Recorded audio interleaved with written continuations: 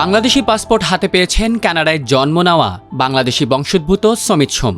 এখন অপেক্ষা শুধু ফুটবলের সর্বোচ্চ নিয়ন্ত্রক সংস্থা ফিফার প্লেয়ার্স স্ট্যাটাস কমিটির অনুমোদনের। সেটি হলেই বাংলাদেশের হয়ে খেলতে আর বাধা থাকবে না সমিত সোমের। অর্থাৎ লাল সবুজ জার্সি গায়ে মাঠে নামতে মাত্র এক ধাপ দূরেই আছেন এই ফুটবলার।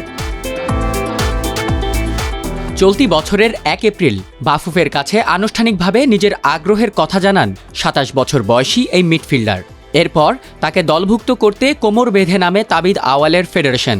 সেই ধারাবাহিকতায় গত ২০ এপ্রিল নির্বাচন কমিশন থেকে সংগ্রহ করা হয় তার জন্ম নিবন্ধন সনদ। এরপর ১ মে কানাডা সকার অ্যাসোসিয়েশনের অনাপত্তিপত্র পেয়ে যান সমিত, আর এবার হাতে পেলেন বাংলাদেশি পাসপোর্টও।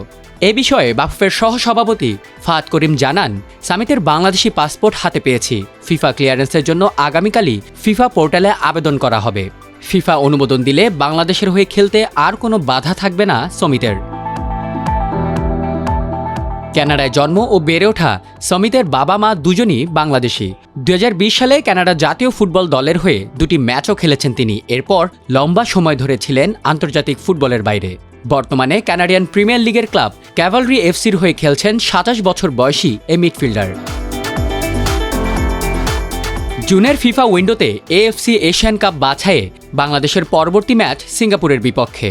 ঢাকা জাতীয় স্টেডিয়ামে আগামী ১০ জুন অনুষ্ঠিত হবে ম্যাচটি।